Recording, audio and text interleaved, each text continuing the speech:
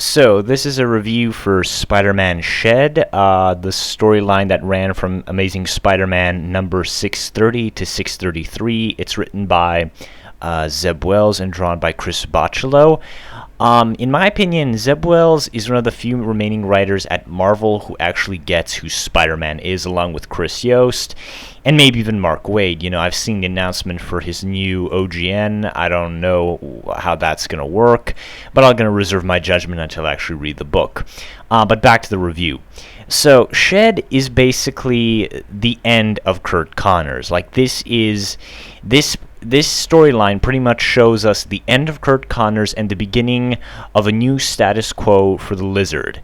And it is quite possibly one of, if not my favorite Lizard stories ever, because it sort of begins like every other generic Lizard story. You know, Kurt Connors, thinks he's cured. He has a new job at a new lab and stuff. He thinks his life might get better and stuff. But Zeb Wells immediately puts sort of a spin on it by revealing that Kurt Connors' wife is dead and his son pretty much hates him. You know, he's in a foster home. He thinks that his father is just a monster who wants to kill him, and he just can't trust his father anymore.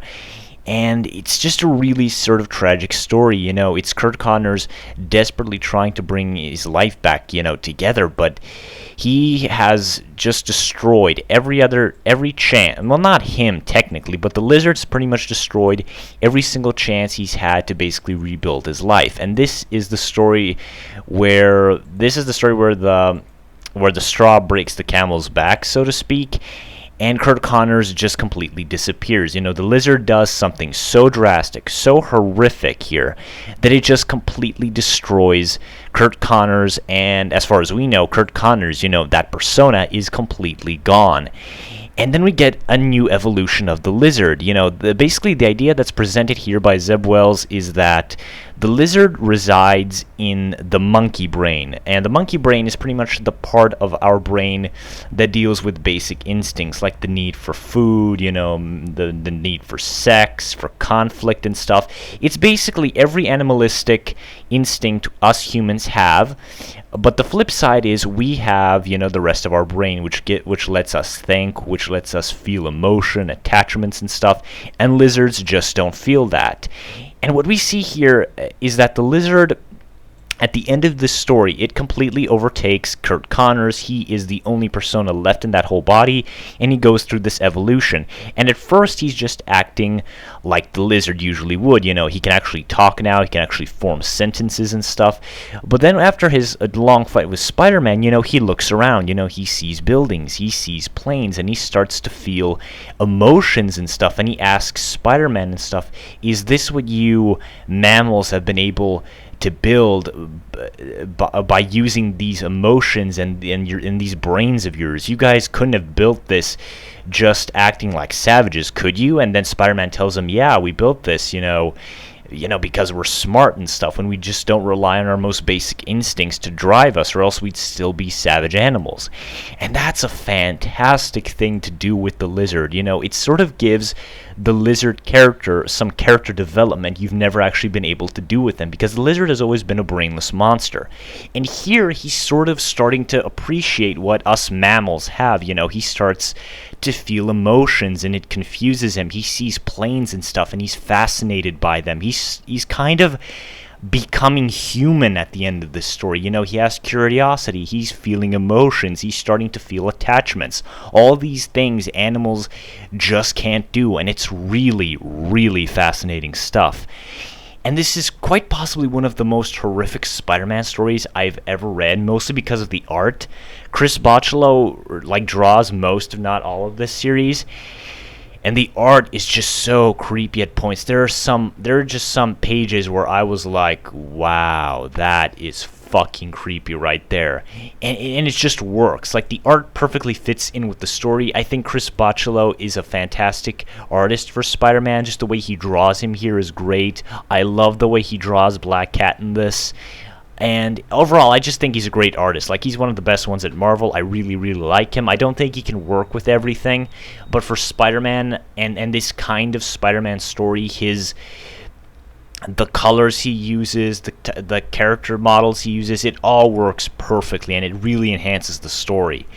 And this is just like one of those great Spider-Man stories you just have to read. You know, it pretty much signals the end of Kurt Connors. It signals the beginning of a new age for the Lizard. I don't know if Dan Slott fucked this up with his Lizard story arc that he did before he killed off Peter Parker. I heard some bad things about it, so I'm gonna go out on a limb and say he did ruin all the good stuff that was here. But it's Dan Slott, so I'm not exactly surprised by that. What else?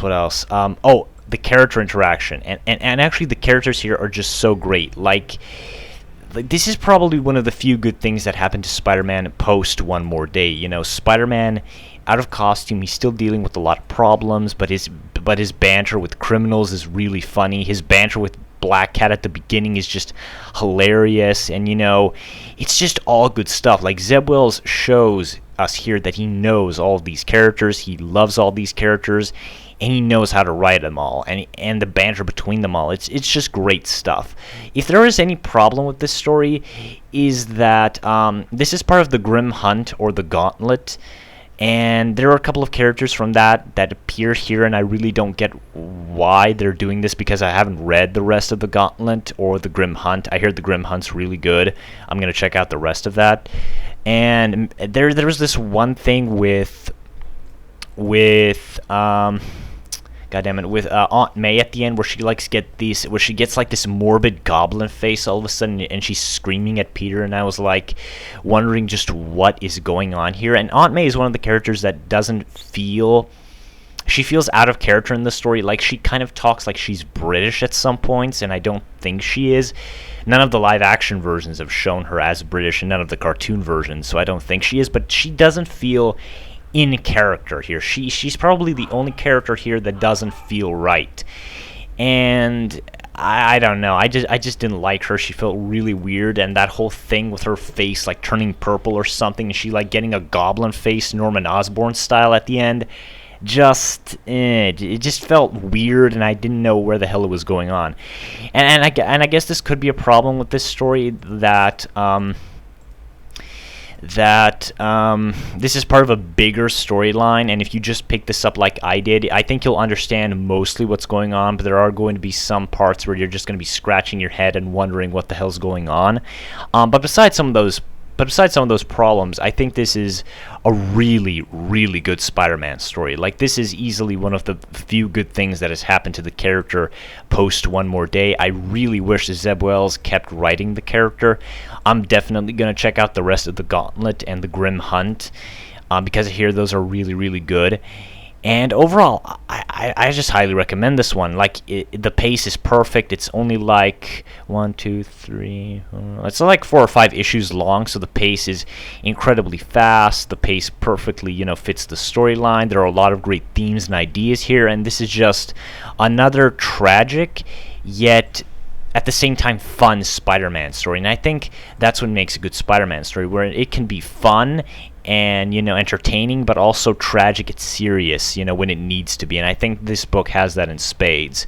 So yeah, I give Amazing Spider-Man Shed a 9 out of 10. I think it's easily one of the few good things that has happened to Spider-Man in the last few years, and I recommend that you check this out. If you're a Lizard fan, you have to check the storyline out. It's really, really damn good.